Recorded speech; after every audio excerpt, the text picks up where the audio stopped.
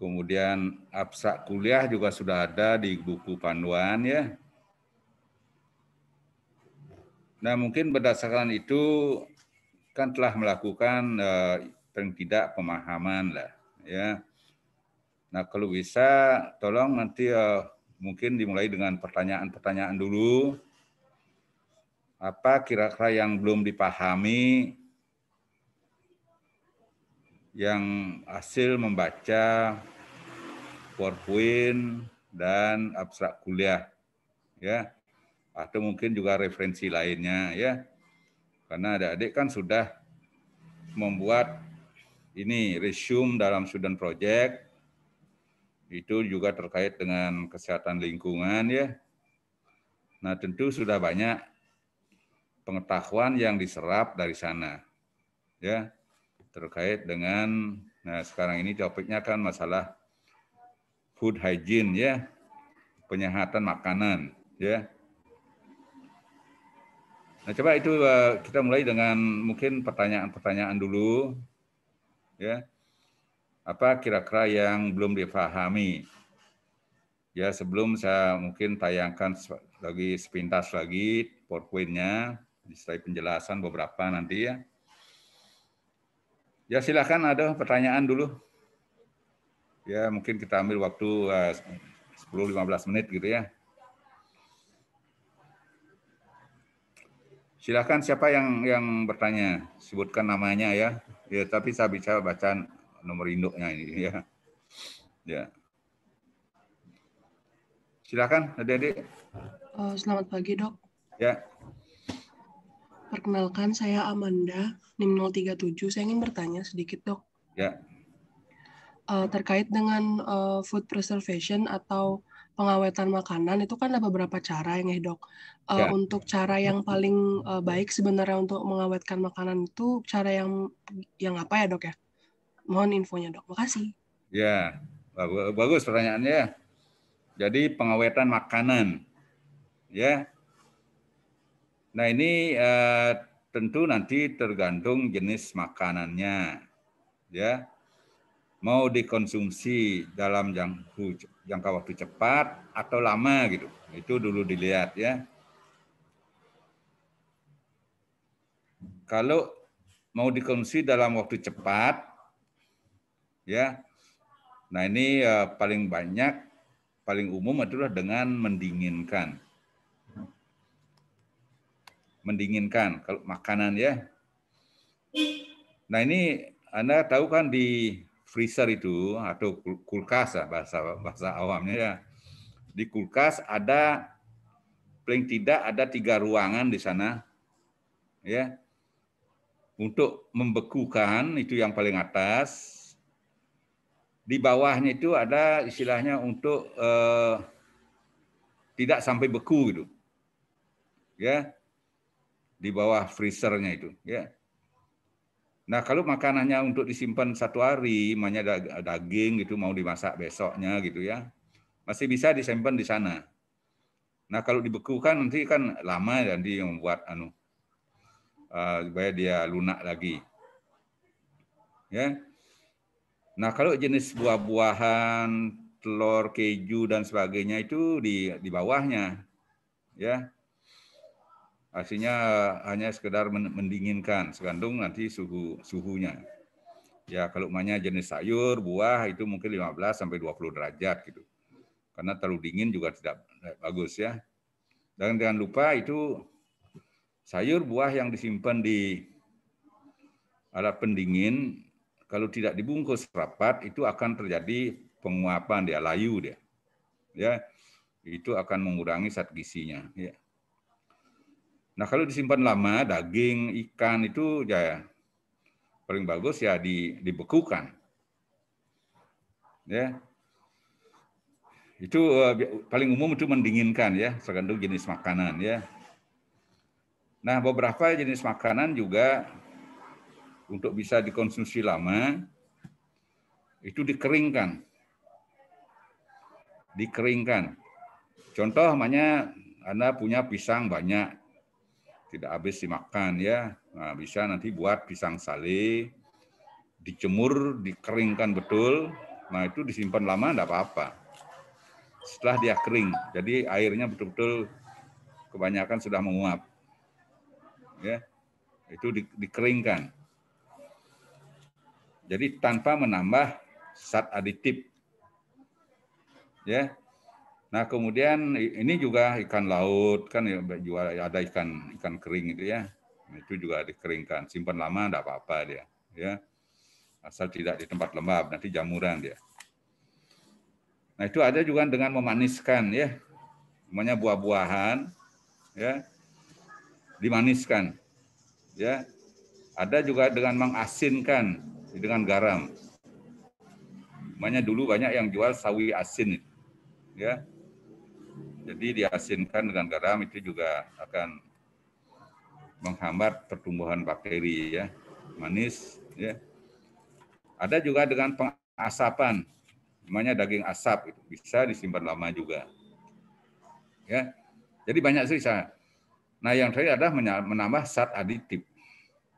Jadi zat-zat pengawet, namanya fenol. Ya, contoh minuman itu paling sering pengawetnya adalah fenol. Ya, saya ingat betul dulu kalau beli teh botol, pasti di labelnya itu berisi pengawetnya fenol gitu. Ya. Tapi sekarang enggak lagi. Kalau Anda beli teh kotak, teh botol, pasti tidak ada tulisan pengawet.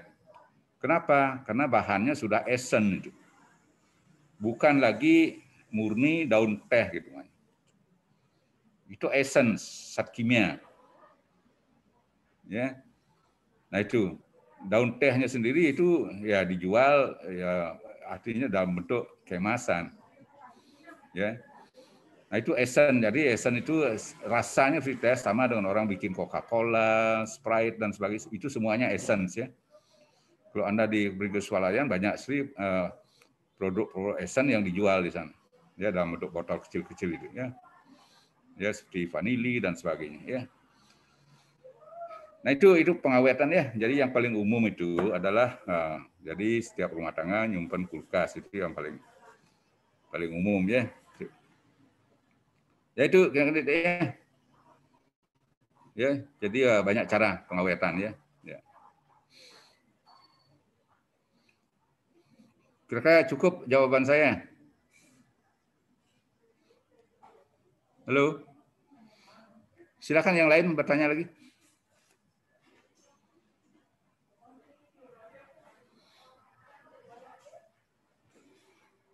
Masih ada? Kok ada respon ini?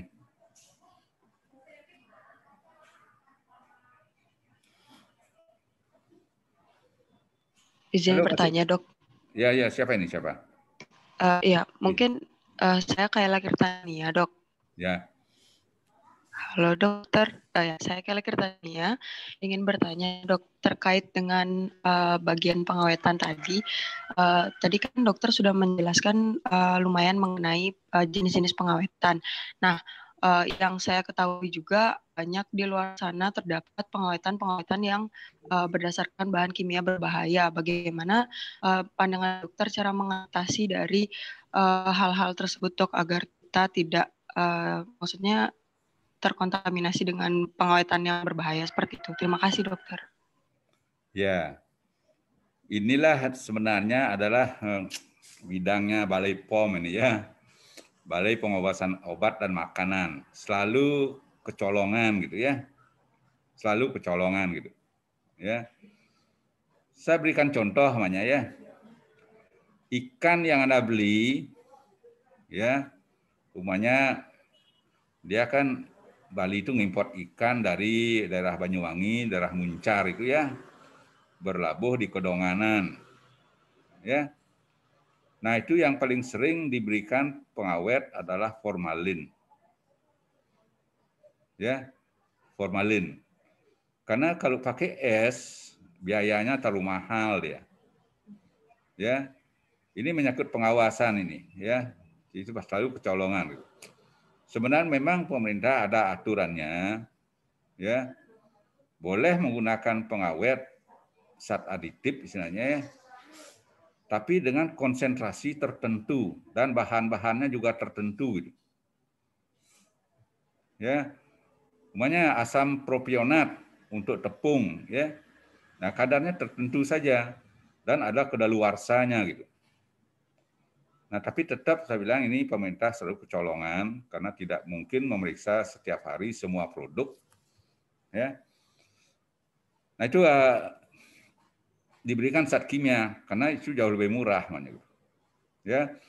Ada namanya asam borak, beli tahu isi asam borak. Kalau Anda beli bakso, hati-hati. Kalau itu kenyal bukan karena dagingnya, tapi diisi lem kayu itu. Ya, lem kayu atau banyak kanjinya, ya. Kalau kanji saya kan aman ya, tapi pengawetnya ini ya biar dia bisa kenyal gitu. Ya. Itu yang sering terjadi. Kemudian zat-zat pewarna ada rodaminnya. Ya, itu berbahaya. Ya. Ini banyak sih beberapa zat aditif itu sebenarnya yang sudah dilarang gitu. Ya, saya ingat betul dulu ada produk dari istilahnya suplemen dari Australia, ada 10 jenis tuh yang sudah dilarang masuk lagi karena mengandung zat kimia yang membahayakan gitu. Ya. Nah, kemudian Anda membeli mie basah di swalayan namanya. Ya. Itu secara logika saja, gimana bisa awet ya dalam walau di pendingin gitu, mie basah itu, ya. Nah itu diisi formalin biasanya. Dan ingat mie kemasan itu, Indomie dan sebagainya itu lilin diisi, ya. Malah dulu yang diekspor ke Korea itu disinyalir berisi formalin gitu. Nah itu sehingga produk kita ditolak terus gitu. Nah itulah saya istilahkan ini selalu pemerintah itu kecolongan dalam hal ini. Tidak bisa memeriksa semua produk ya.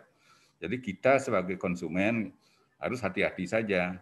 Ya kalau beli mie instan, makanya jangan terlalu sering aja makannya. Ya kalau mau pakai mie instan direbus dulu biar lilinnya cair, terbuang ya. Baru nanti pakai air yang baru lagi. Ya.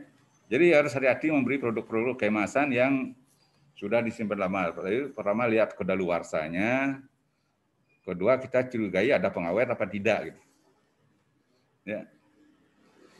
Itu ya, jadi ya kita sangat sulit untuk mendeteksi setiap hari ya. Makanya sekarang deteksi ya negatif, tapi besoknya dia sudah pakai pengawet lagi gitu. Ya, ya itu kira-kira ya. Jadi ya kita sebagai konsumen harus hati-hati dalam hal ini ya. Ya, yang lain Iya, ada? Pak. Terima kasih atas jawabannya, Dok. Ya. Yang lain ada lagi? Bagus pertanyaannya itu ya. Jadi Anda sudah kritis ini ya. Ya. Ya, ada lagi pertanyaannya. Ya.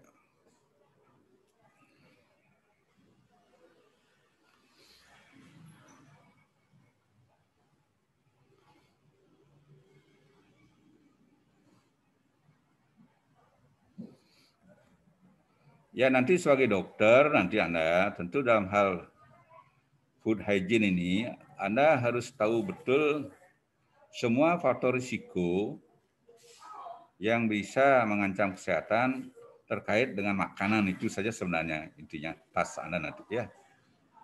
Ya. Jadi itu ya. Jadi betul-betul Anda mengetahui berbagai jenis makanan, bagaimana memproduksinya, bagaimana penyimpanannya, ya. Bagaimana pengawetannya. Ya, sehingga makanan itu bisa disimpan lama gitu. Nah, ini tentu banyak sekali jenis makanan nanti Anda yang harus Anda ketahui. Ya, tidak bisa dengan dalam waktu sehari hanya tahu itu semua.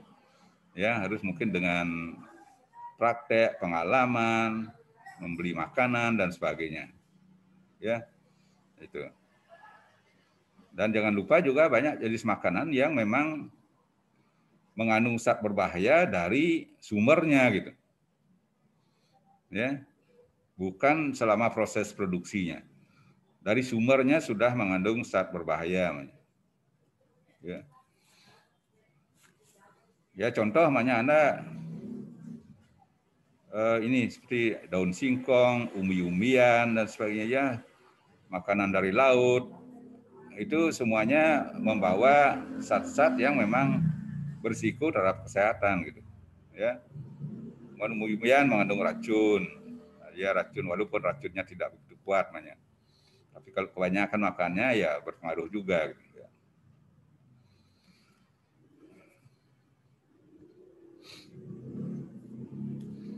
Dan belum lagi makanan yang tercemar bakteri. Bakteri semuanya menghasilkan toksin ya. Apa itu endotoksin, enterotoksin, ya eksotosin ya. Ya. Nah itu semua harus diantisipasi itu. Ya. Ya. Ya, ada lagi pertanyaan?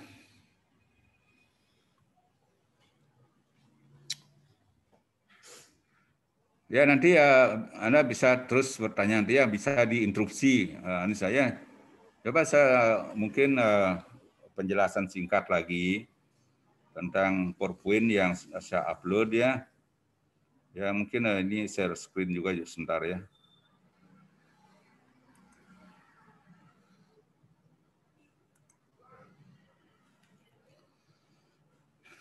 Ya ini saya cepat aja tayangkan ya, Anda sudah baca ya.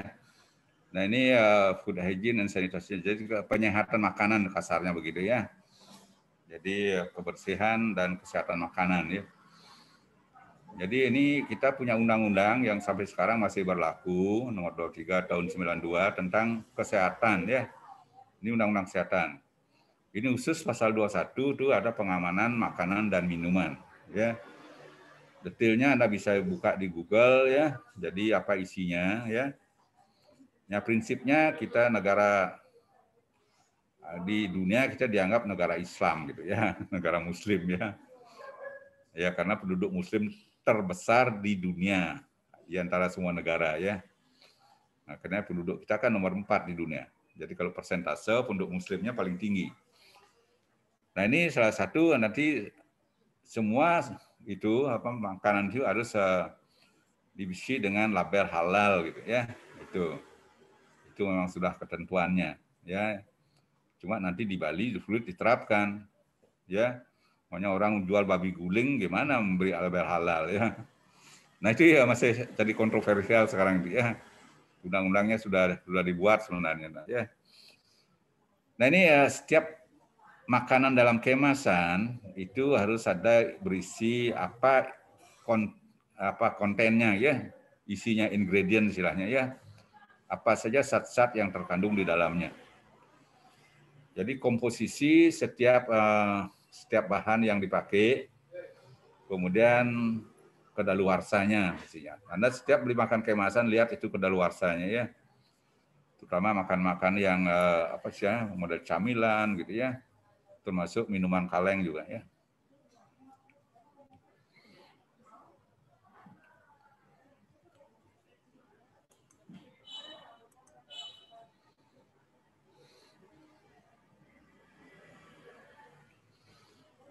Nah ini ya dalam sesi ini Anda yang paling penting itu Anda mengenali penyakit-penyakit yang ditularkan lewat makanan. Jadi foodborne disease ya. Jadi pengawetan makanan, kemudian pengawasan makanannya, kemudian ini penjamah makanan juga harus Anda betul-betul pahami bagaimana persyaratannya.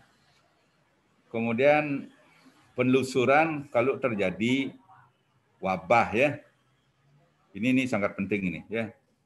Penelusuran kalau terjadi wabah umumnya keracunan makanan atau ya keduanya dalam bahasa Indonesia disebut istilah keracunan makanan ya. Sebenarnya itu beda food poisoning dan food intoxication. Food poisoning itu makanan mengandung racun.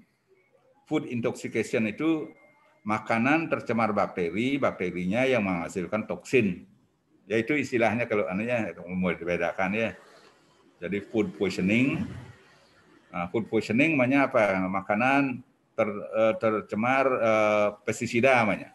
Kita makan keracunan, itu food poisoning ya. Karena food intoxication namanya makanan atau minuman terkontaminasi bakteri E. coli. Nah, itu food intoxication ya. Tuh. Kemudian pengawasan terhadap ini restoran, penjual makanan ya. Jadi food court ya dan penjajah makanan ya. Nah, itulah kira-kira yang harus dipahami terkait dengan food hygiene ini. Jadi penyakit-penyakit, pengawetan, pengawasan, terus penjamah makanan, penelusuran wabah ya terkait dengan makanan dan pengawasan terhadap ini penjual makanan ya.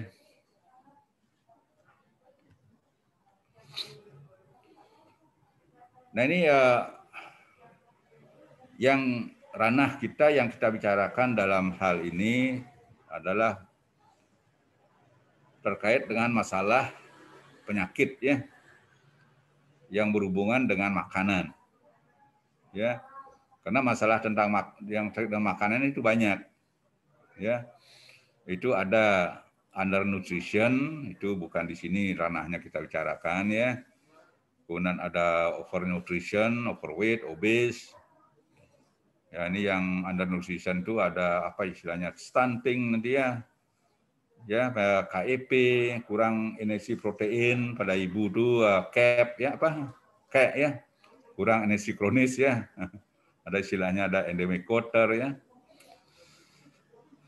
Nah ini ya food allergy juga bukan, itu mungkin nanti di blok kulit nanti ya. Nah inilah yang kita bicarakan foodborne disease ya terkait dengan kesehatan dan kebersihan makanan yang tidak memadai ya. Itu jadi banyak sekali penyakitnya. Ada salmonellosis, kolera, jadi ada yang non spesifik, bakteri tertentu, Shigella, Bacillus cereus dan sebagainya. Anda sudah mendapatkan ini di penyakit infeksi ya. Ya, jangan dilupakan itu. Ya. Nah ini saya ulang lagi tadi ya. Jadi salmonellosis, kolera ya. Ya. Nah ini yang paling sering ya ini kolera sih sudah jarang, tapi masih endemik di kita ya. Salmonella itu masih endemik juga, masih banyak ya. Jadi sekarang kalau ada pasien panas, ada dua kemungkinan, kalau enggak demam berdarah ya tifus gitu ya. Salmonella typhosa ya. Nah ini harus hati-hati ya. Jadi lihat musimnya, kalau ada pemeriksaan hasil pemeriksaan lab ya kita menduga aja. Kalau musim hujan orang panas ya kita juga DB. Kalau musim buah namanya datang ke panas ya kita pasti curiga tifus. Nah itu statistik ya, konten statistik ya.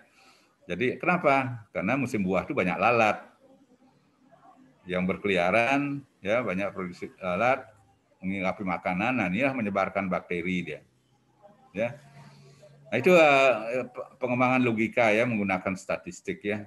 Jadi kalau tidak ada fasilitas lab, yang paling bagus ya cek darahnya bisa di lab ya kelihatan. Ya, tapi pengalaman saya setiap pasien DB kalau tes Widal untuk monitor COVID pasti positif dia. Ya. Jadi itu pengalaman ya dari sekian ratus pasien itu ya. Nah, kemudian yang non spesifik yang paling sering ini adalah namanya Bacillus cereus ya. Contoh namanya Anda malam-malam belajar ya lapar beri nasi goreng udah habis dimakan ya masih sisa paginya dimakan lagi. Nah, ini ya paling sering Bacillus cereus itu ya. Ya. Kemudian minum air ya tidak dimasak dengan baik ya, airnya dari pam tercemar E. coli, nah itu dari tinja manusia ya. Itu yang paling sering ya. Nah, kalau makan dari laut, namanya siapa yang senang bulung itu, bulung buni itu yang apa namanya yang hijau dimakan apa keleput-keleput enak itu ya. Nah, itu hati-hati, itu bisa saja mengandung Vibrio parahemolyticus. Parahemolyticus ya. Ini bakteri komensal di usus penyu dan beberapa seafood ya. Itu hati-hati saja ya. Karena ini sudah sering terjadi wabah karena daerah kota ini kalau ada upacara adat pasti potong penyu dulu. Sekarang dari larang ya. Sekarang semua pakai babi.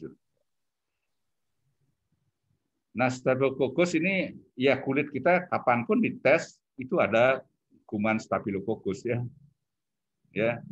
Ya memang tidak begitu berbahaya, tapi ini sering menimbulkan kalau personal hygiene-nya tidak bagus ya timbul infeksi kulit. Ya bernanah, yang nanahnya putih gitu ya.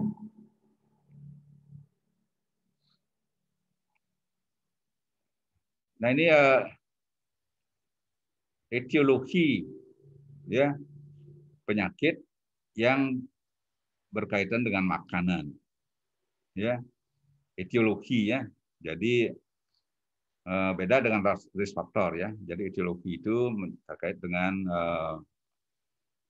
penyebab kuman, bakteri dan sebagainya. Ini salah satu parasit ya, amuba, fungus, ya, cacing ya, jamur ya. Fungus itu jamur ya. Jadi parasit itu ada amuba, namanya amuba histolytica ya.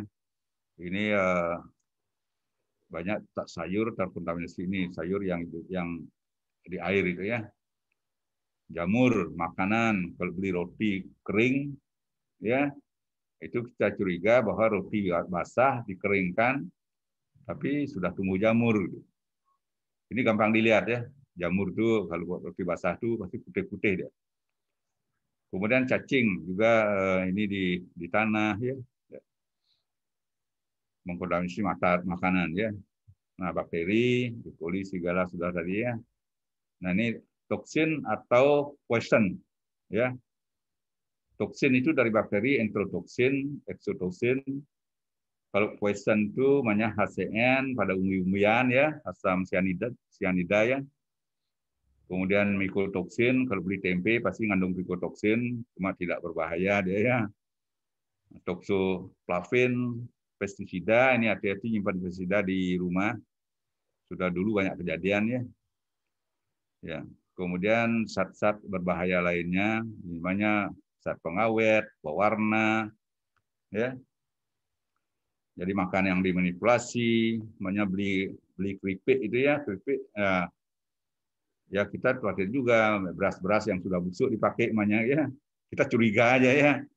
Jadi zat aditif. Jadi nah inilah food accident saya bilang tadi ya. Ini satu contoh, dulu ada satu keluarga kena keracunan pestisida. Ya, kenapa bisa terjadi? Makanya ada satu keluarga, ada nenek, bapak, ibu, ada cucunya, ya, cucunya sudah sekolah semua. Nah, si nenek pagi tinggal sendiri di rumah kalau sudah jam kerja. Ya, dia kreatif, bikin pisang goreng, biar nanti pulang susunya ceneng, nikmatin pisang goreng gitu. Ya, terus suatu saat tepungnya habis, bikin pisang goreng. Dia cari-cari tepung, ketemu tepung di lemari makanan bagian bawah ya. Nah, itu dipakai. Ternyata itu ya bubuk DDT, hampir sama mirip dengan tepung ya. Itu dipakai. Ya syukurnya tidak banyak gitu ya.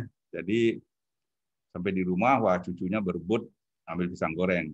Ya yang kena ternyata cucunya masuk rumah sakit. Bapaknya juga kena, cuma ibunya yang terbebas ya. Itu pernah jadi dosen di UNUD dulu ya.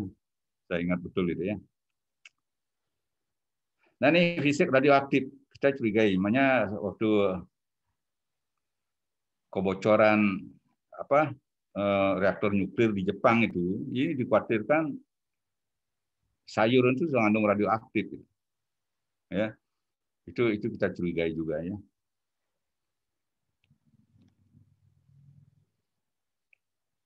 Nah ini saya sebut tadi sudah beberapa ya zat-zat yang aditif yang berbahaya yang dipakai untuk mengawetkan makanan atau mencemari makanan. Namanya asam borak ini dipakai untuk banyak dipakai untuk produksi buah-buahan yang kering itu ya. Jadi namanya Anda kan di swalayan bisa lihat ada buah nangka dan sebagainya.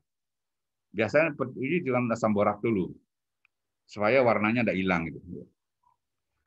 Terus formaldehid, ini formalin ya. Itu tadi sudah pakai di ikan, mie basah ya. Kemudian merkuri. Nah, ini biasanya tercemar ya. Merkuri kasus yang betul-betul fenomenal itu ya, itu kasus Minamata ya. Jadi orang Jepang senang makan ini kerang mentah, ikan mentah, itu tercemar dengan merkuri dari pabrik plastik gitu ya. Kemudian timah hitam juga. Dulu air itu pipa air masih mengandung galvanis itu ya, pipa galvanis istilahnya. Ya. Itu salah satu bahannya adalah ini timah hitam salah satu. Nah itu dilepaskan sedikit-sedikit itu akan meracuni dia. Jadi terlepas dalam air ya. Nitrat, nitrit, kemarin sudah saya berikan contoh itu kalau sumur di pinggir sawah namanya ya. Sawah petani pakai urea mengandung N. Jadi urea bereaksi dengan air menghasilkan nitrat atau nitrit itu mencemari air sumur, meremes deh. Kemudian dioksin, hati-hati ini. Anda beli capcay malam-malam, beli bakso, beli kacang hijau, dibungkus pakai plastik itu mengeluarkan dioksin. Ya sekali 2 kali ya enggak apa-apa. Tapi keseringan itu memicu kanker itu ya. Jadi dioksin. Jadi botol plastik dipanaskan atau dijemur ya. Yang naruh botol plastik di mobil, kemudian naruh panas sekali, nah itu mengeluarkan dioksin. Jadi lebih baik airnya dibuang aja juga. Ya. Zat pewarna mengandung rodamin ya. Jadi pestisida dan banyak sih zat kimia lain nanti. Kita harus patut dicurigai ya, tergantung nanti produksinya di mana, bahannya apa ya. Nah ini saya contohkan ini referensinya sudah lama ya, tapi kira-kira masih relevan ya. Ini kalau kita melakukan penelusuran terhadap keracunan makanan atau food intoxication, ya, ini bakteri-bakteri yang patut kita curigai ya. Makanya kalau namanya penelusuran wabah karena keracunan makanan, minimal kita tanyakan apa yang dimakan, di mana memperoleh makanannya, ya, kapan mulai timbul gejala, gitu. Ya, nah, tentu gejala sini muntah berak biasanya, ya. Nah, kapan dan di mana, ya, di mana tentu untuk tahu sumbernya, gitu, ya, di mana memperoleh makanan. Kapan makannya dan kapan untuk melihat inkubasi daripada kumannya, gitu. Ya. Jadi itu yang penting. Jadi kita bisa menduga kumannya apa kira-kira. Ya, tentu lebih lanjut kita harus periksa lab, periksa spesimen ya untuk mengetahui dengan pasti apa sih kumannya. Nah, ini pertama Staphylococcus ya. Ini mengeluarkan enterotoksin dia ya. Jadi toksinnya istilahnya dikeluarkan apa ada dalam kuman tapi dikeluarkan sedikit-sedikit ya. Enterotoksin. Nah, kemudian Bacillus cereus sama ya. Jadi inkubasinya kira-kira paling lama 8 jam, bisa 1 jam aja. Sekarang makan mungkin 1 jam sudah diare ya. Kemudian Clostridium perfringens. Kemudian Clostridium botulinum ini anaerob dia ya. Ini juga mengeluarkan exotosin ya. Nah, kemudian E. coli, Vibrio variomoticus ya. Kemudian Salmonella. Ini Salmonella ini sebenarnya jenisnya endotoksin. Kalau kumannya mati ya, itu baru toksinnya keluar gitu. Makanya pengobatan tifus ini tidak boleh dikasih bom gitu istilahnya ya. Tidak boleh dibunuh kumannya segera, ya, karena toksinnya akan seketika keluar banyak, gitu, ya. Nah itu ini inkubasinya ya. Jadi ini yang paling lama itu kuman ini Vibrio. Kemudian Salmonella juga sampai 4 hari bisa ya. Ya 2 hari ya. Kemudian ini kolera 3 hari. Vibrio paranoides dari seafood itu ya. Nah itu kira-kira untuk menduga aja ya. Jadi apa yang kita makan, kumannya apa ya. Dan apa makanan yang disenangi ya ini. Jadi tadi saya sebut serius itu namanya nasi goreng ya. Nasi goreng itu ini daging yang dihangatkan. Ya itu kira-kira ya untuk mengetahui gimana inkubasi dari banyak kuman apa yang kita duga ya. Ini lagi ya Giardia dan sebagainya ya. Silakan Anda baca nanti ya. Ini sebagai pedoman aja lah untuk melihat, menduga saja. Jadi kuman apa yang kita curigai ya.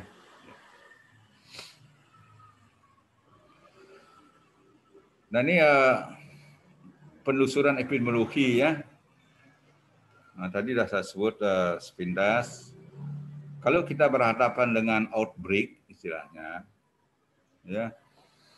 Jadi wabah keracunan makanan, kita harus melakukan anamnesa. Apa yang dimakan, di mana memperolehnya, kapan makannya, ya. Ya kapan, di mana memperoleh, apa yang dimakan, jadi jenis makanan, sumbernya, dan kapan makannya untuk melihat masa inkubasi dan sumber ya. Kemudian lakukan cek lab ya, dari sampel makanan, rectal swab ya. Kemudian food handler juga harus diperiksa, rectal swab. Kemudian melakukan ya apa istilahnya inspeksi setempat ya. Apa kira-kira ada banyak apa namanya insekta ya, lalat, kecoa ya dan sebagainya. Dan peralatan makan juga harus dilihat ya. Ada tidak menggunakan bahan-bahan yang korosif gitu ya. Ini pengawasan terhadap makanan ya, jadi sumbernya, transportasinya, kemudian penyimpanannya, penggunaan makanan yang belum didistribusikan ini ya, namanya dolog, namanya dia menyimpan beras dalam waktu lama, memenuhi syarat apa tidak. Nah ini bukan ranahnya di bidang kesehatan itu ya, itu istilahnya sudah ada lain institusi yang ya. Nah kemudian di sini mulai orang kesehatan mulai marketing distribution ini ya. Nah itu berapa jenis makanan saja. Umumnya makanan basah, daging, ikan itu mestinya orang kesehatan harus bisa mengawasi itu ya. Kemudian food processing, restoran, pengolah makanan itu juga orang kesehatan punya. Kemudian food presentation ya. Ya, jadi pelayanan ya. Jadi apa istilahnya? Penyajian makanan ya. Itu juga orang kesehatan namanya. Kalau di puskesmas ya dokter puskesmas harus inspeksi sewaktu-waktu gimana orang menyajikan makanan itu. Jadi penyimpanan makanan yang sudah diolah ya itu juga porsinya dokter itu ya. Nah ini kembali pengawetan ya. Jadi istilahnya ada cool, freeze dan cold ya tuh ya. Cool itu ya tidak begitu dingin lah gitu kasarnya begitu ya. Jadi suhunya mungkin antara 10 sampai 20 derajat gitu untuk cool ya untuk telur, buah-buahan, sayur ya. Yang freeze ini memang istilahnya freeze itu kan beku artinya. Tapi sebenarnya pengertiannya bukan beku di sini ya. Jadi lebih dingin gitu. Ya, itulah yang saya sebut tadi di kulkas itu. Ya di bagian apa sih tengah-tengah itulah ya itu untuk nyimpan susu jadi tidak lebih dingin daripada yang cool ya. Nah kalau cool ini itu betul-betul yang beku gitu ya jadi ini daging ikan itu dibekukan ya. Kalau mau dimasak dalam waktu yang lebih dari 1 hari. Kemudian mengeringkan, memberikan garam, memaniskan ya, tambah zat aditif ya. Jadi pertanyaannya sudah terjawab gitu ya. Nah ini cooling dan freezing ya. Jadi ya rasanya menyejukkan aja ya, boleh bilang ya. Jadi 0 sampai minus 10 derajat itu betul-betul membeku gitu ya. Ya. Kemudian 7 sampai 5 derajat ya itu telur, daging bisa juga kalau mau nih masak cepat ya. Kemudian 10 sampai 15 derajat sayur, buah ya. Nah, kemudian kalau biji-bijian lebih tinggi lagi suhunya ya. Dengan tepung ya, flour.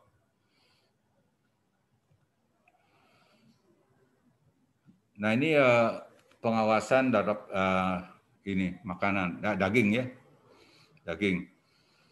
Ini dari daging hewan ya.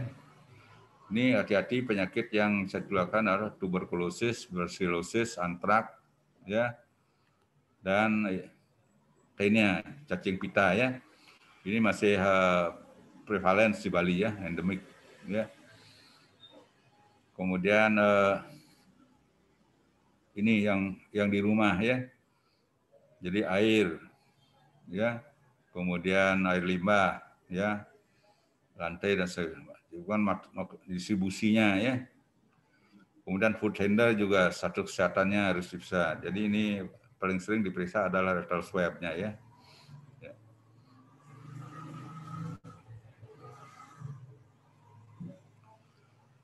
Nah ini saya kenalkan Anda bagaimana kalau Anda mau mengenali daging yang betul-betul fresh gitu ya. Umumnya dari segi warna, jadi warna luar harus sama dengan warna di dalam. Kalau dia motong daging ya. Kalau sudah lain warnanya itu juga dagingnya sudah lama ya. Kemudian bau, itu khas bau ikannya. Bau dagingnya ya. Jadi kalau Anda tutup mata dari jarak berapa meter aja, kalau penciumannya bagus sudah bisa membedakan ini daging kambing apa ikan apa daging babi ya. Itu khas baunya ya. Nah ini secara fisik kita bisa ngetes dengan telunjuk namanya ya. Jadi ini ada istilah mastis. Kalau kita tekan ada perlawanan gitu. Ya. Jadi ada perlawanan dari dagingnya itu. Nah, itu istilah mastis ya, elastik. Ya. Kalau ditekan dia terus penyok gitu, nah itu sudah pasti dagingnya udah busuk itu ya. Ikan juga demikian ya. Jadi dengan palpasi, nah itu istilahnya basah kering. Jadi kalau tutup mata, diraba, tangan kita terasa basah. Tapi kalau sudah dilihat, ya ternyata tidak ada air, kering ya. Itu istilah basah kering ya. Nah ini kembali pengawetan ya. Jadi mendinginkan, mengeringkan, asap, disinfeksi ya. Ini kalau beli ikan hati-hati ya, jadi bisa dipalsukan atau diawetkan dengan ini. Biasanya pakai antibiotik tuh kalau ikan ya. Kalau dipalsukan matanya matanya tidak bisa dipalsukan ya. Ikan segar pasti matanya masih hitam itu. Kalau sudah lama pasti putih matanya. Ya insangnya bisa dipalsukan ya. Dikasih darah biasanya. Ya. Nah ini pengaweten alami ya, saya jepret ini di Shanghai dulu ya. Bulan musim salju sana. Ya orang digantung aja itu di luar di depan restoran itu ya. Jadi dagingnya beku ada ya itu bersih es juga ya. Langsung. Ya itu pengawetan alami daerah yang malah musim dingin ya. Ya dia tidak perlu kulkas lagi. Nah ini ini kembali ke tadi ya sudah banyak ya. Jadi makanan yang ini kemasan ya. Makanan kemasan, ada label halal, jadi terregistrasi, pasti ada di sana tulisan Depkes nomor sekian gitu ya. Kemudian nanti lihat juga kemasannya masih utuh apa tidak, tanggal kedaluarsanya. Nah kemudian bungkusnya kemasannya harus hanya 1 kali pakai ya. Jadi kondisinya jadi betul-betul jarang fresh gitu ya, segar, tidak ada bahan berbahaya, ya. Kemudian standar bakteri, ya. Nah ini perusahaan makanan ya yang memproduksi makanan untuk massal gitu ya. Saya contohkan namanya catering untuk di pesawat terbang. Itu secara rutin mereka melakukan tes bakteri untuk peralatan makannya. Ya. Jadi ada ketentuannya, ada jumlah tertentu saja dibolehkan ya. Nah, takut kan nanti makannya tercemar bakteri terbanyak, nanti penumpangnya yang keracunan makanan ya. Jadi tidak ada residu pestisida ya. Ini semua diatur dalam Permenkes itu ya. Nah, food handler prinsipnya ini dari pertama kan dia pengetahuan, terutama harus betul-betul mengetahui personal hygiene itu ya, itu food handler itu yang pertama mestinya. Terus bebas dari penyakit ya, terutama penyakit bawaan atau penyakit karier itu ya, tuberkulosis, tifoid, kolera itu dites dengan rectal swab, foto ronsen ya. Kemudian secara fisik dia sehat ya.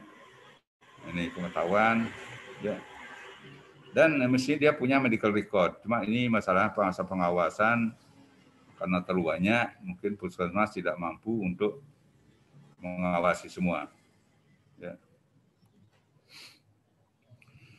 Nah ini kira-kira bagaimana transmisi bakteri atau pencemaran makanan sehingga menimbulkan sakit, gitu, ya.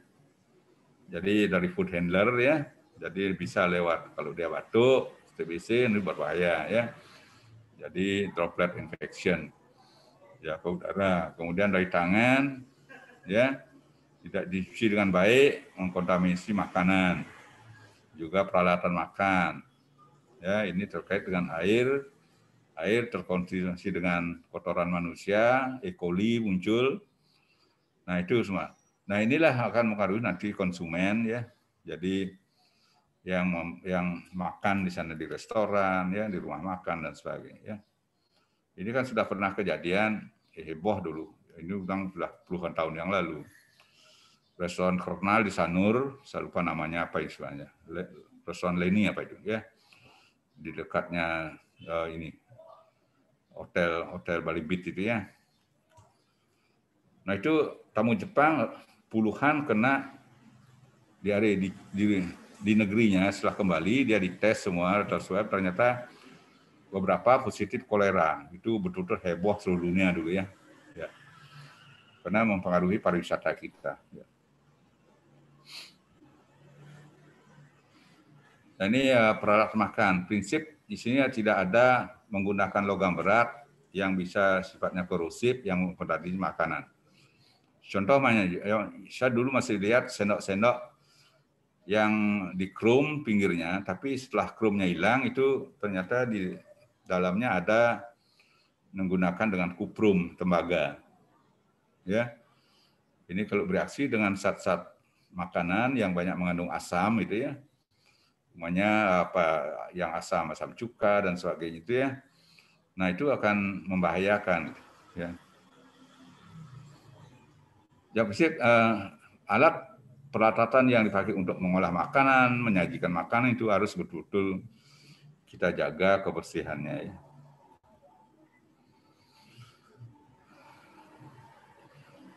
Nah, ini ya.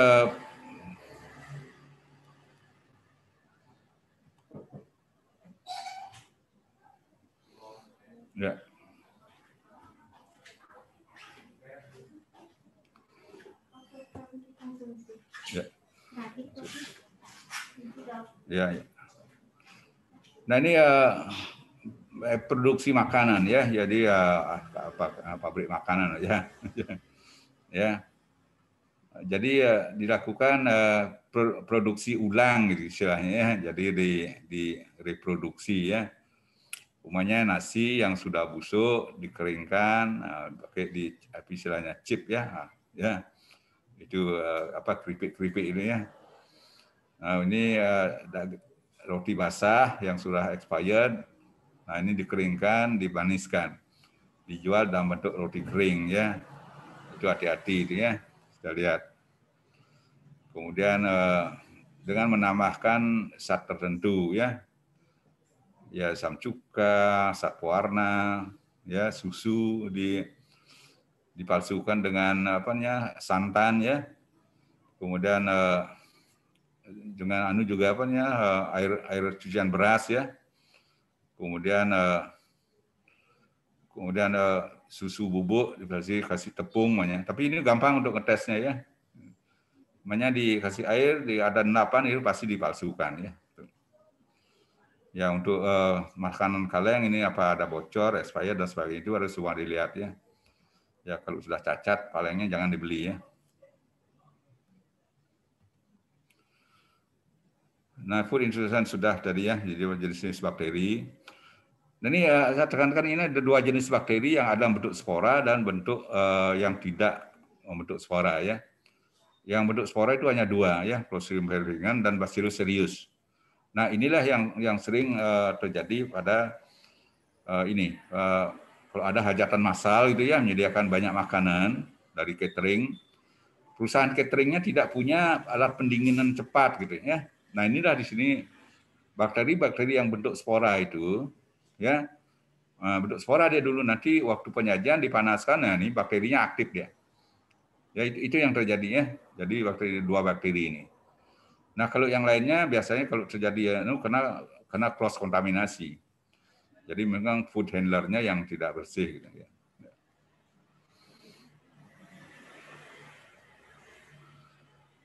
Nah ini ada dua jenis wabah ya, yang konvensional dan skenario baru istilahnya. Yang konvensional itu akut, lokal, massal, jadi betul-betul kontaminasinya cepat ya, mengenai orang banyak. Nah kalau yang baru itu luas dia, penyebarannya luas, kontaminasinya rendah.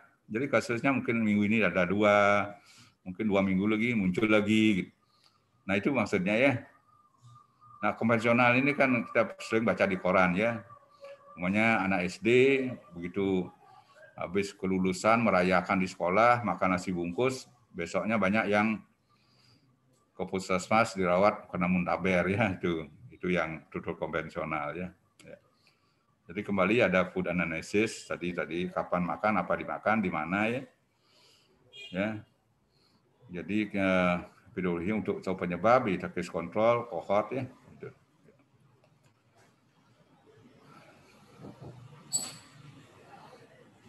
Ya. Ini kontrol terhadap restoran, penjual makanan, penjajah makanan ya. Nah ini yang penting nanti adalah persyaratannya, namanya restoran food handlernya, kemudian lingkungannya, perintah ada toilet, ada tempat cuci tangan ya. Kemudian lihat food proses makanannya ya. Nah itu semua harus diawasi ya. Nah, sigaret silakan Anda cari di Google ya. Ini betul-betul masalah ya, ini masuk makanan apa tidak ya. Ya, gitu. Ya ini apa isinya dalam sigaret. Anda cari formalin ada di sana. Jadi tarnya itu untuk bau sigaret itu ya. Mengandung itu bahannya hitam ya, seperti aspal itu ya. Ya jadi ada zat-zat yang ada di dalamnya itu ya. Nah, tobacco kontrol, kemudian Ya, untuk apa istilahnya? Ya, pesan moral aja ini ya. Oke.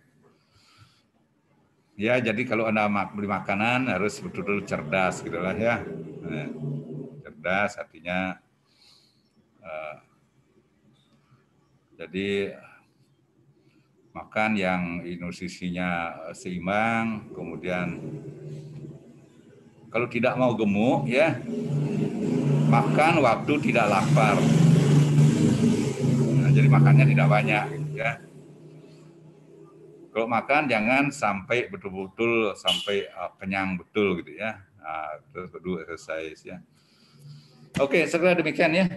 Jadi waktunya udah lewat ini ya. Maaf ya. Jadi kalau masih ada pertanyaan nanti ada apa istilahnya? Ada pleno ya.